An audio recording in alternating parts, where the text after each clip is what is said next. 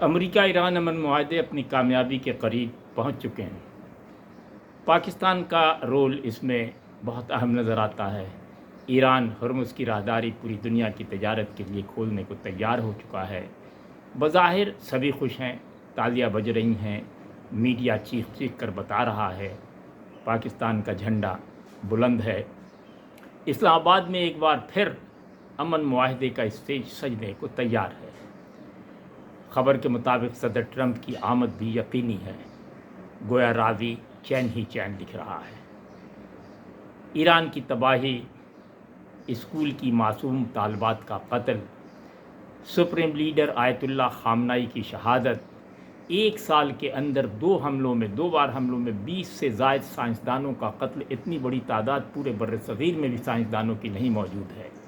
لاتعداد جنرلوں کا قتل، ڈاکٹر عافیہ صدیقی کا طویل عرصے سے امریکی جیل میں قید اور پاکستانی حکمرانوں کی بے حسی، فلسطین میں بوڑھے، بچے اور عورتوں کا وحشیانہ قتل، غزہ کی پٹی پر اسکول، ہسپتال، یتیم خانے، شفا خانے اور عوامی بستیوں پر بمباری سے 70,000 سے زائد معصوم بچے، گھریلو خواتین، بوڑھے، لاچار اور گھر چلانے والے جوانوں کا بہیمانہ قتل۔ ان سب کے داغ اور خون کے دھبے ابھی گیلے ہیں اور صاف نظر آتے ہیں۔ پھر یہ امن معاہدہ، ایران سے اسرائیل کی دشمنی اپنی جگہ، لیکن سعودی عرب، بحرین، قطر، کویت، اردن اور متحدہ عرب امارات کی دشمنی کیا کم ہے؟ اس ایک معاہدے سے سب ختم ہو جائیں گے؟ جی نہیں، زخم مندمل بھی ہو جائے تو نشانات تاحیات باقی رہیں گے۔ اس معاہدے سے ایران کو کیا ملے گا؟ امریکہ کہاں کھڑا ہوگا؟ گلف ممالک جا کر کہاں رکیں گے؟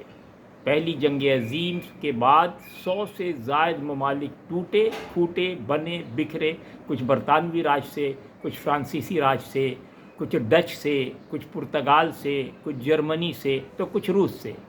نئے ممالک وجود میں آئے، ان کی قومیت کیا تھی، ان کا جغرافیہ کیا تھا، ان کے نظریات کیا تھے؟ کیا یہ سب بجلی کے بٹن سے آن آف ہو سکتے تھے؟ ایران کا زخم نہیں بھرے گا۔ سعودی عرب، قطر، بحرین، کویت اور متحدہ عرب امارات کے خوف ختم نہیں ہوں گے۔ امریکہ اس جنگ بندی کے بعد ایران میں حکومت کی تبدیلی نہیں بلکہ مکمل سیاسی تبدیلی کا خواہاں ہوگا۔ امریکہ اپنے ورلڈ آرڈر کو سنبھالنے پر توجہ دے گا۔ چین کی بانسری بجاتا ہوا اچک کر اوپر نمبر 1 کے زینے پر آنے کی کوشش کرے گا۔ اس پورے معاہدے میں اسرائیل کہاں ہوگا؟ کیا وہ اس معاہدے کا حصہ بننے کو تیار ہے؟ کیا وہ اپنی توسیع پسندانہ سیاست چھوڑ دے گا؟ اسرائیل حوثی، حزب اللہ، حماس اور لبنان کو معاف کر دے گا؟ بیگانے شادی میں عبداللہ دیوانے کا کردار ادا کرنے والے کہاں جا کر رکیں گے؟ اس پورے معاہدے میں پاکستان کو کیا فائدہ ہوگا؟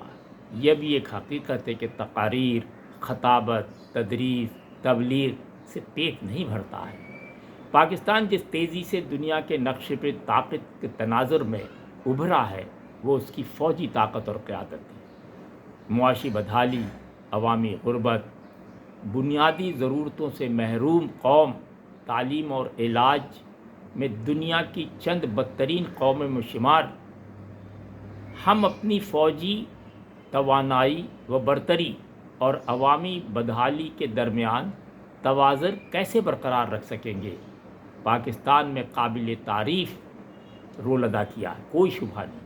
ممکن ہے حکومت کو ان خدشات کا بھی درون خانہ علم ہو اور وہ اس کے لیے کوئی ٹھوس پلاننگ بھی کر رہے ہوں، لیکن تاحال ایسا نظر نہیں آ رہا ہے۔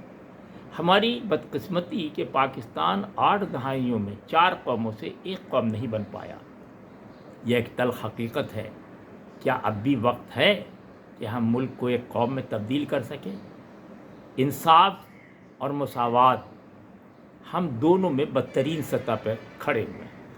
امن معاہدے کے بعد کیا ہم اس پر توجہ دیں گے؟ معاشی مساوات اور سیاسی ہم آہنگی پیدا کرنے کے لیے ادارے نہیں، معاشی ماہرین، سماجی اہل فکر، ماہر عمرانیات، سیاسی سائنٹسٹ کی خدمات حاصل کرنی ہوتی ہے۔ کیا ہم اتنے سیاسی بالغ ہیں کہ ایسا کر سکیں گے؟ بہت سے سوالات ہیں جو ہمیں دوسروں سے نہیں بار بار خود سے پوچھنا چاہیے۔ اللہ کرے یہ امن معاہدہ ہو جائے۔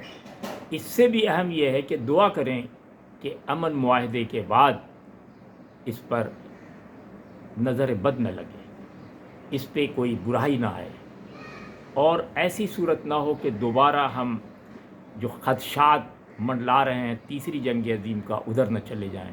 اور اس وقت پاکستان جو عظیم کردار ادا کر رہا، اس کی عظمت کو برقرار رکھنے کے لیے جن چیزوں کی ضرورت ہے اس پہ اداروں کو بھی اور عوام کو بھی اور حکومت کو سوچنا چاہیے۔ جب تک کہ کسی ملک میں قوم خوشحال نہیں ہوگی، فوجی طاقت اس کے دیواروں کو تو بچا سکے گی، اندر کے مردوں کو نہیں بچا سکے گی۔ بہت اہم ہے۔ مضبوط قلعہ تو لال قلعہ بھی موجود ہے، بادشاہی مسجد کے ساتھ لاہور فورٹ بھی موجود ہے، لوگ نہیں ہیں جو وہاں رہتے تھے۔ بس اس بات کا خیال رکھا جائے گا تو مسئلہ حل ہو جائے گا۔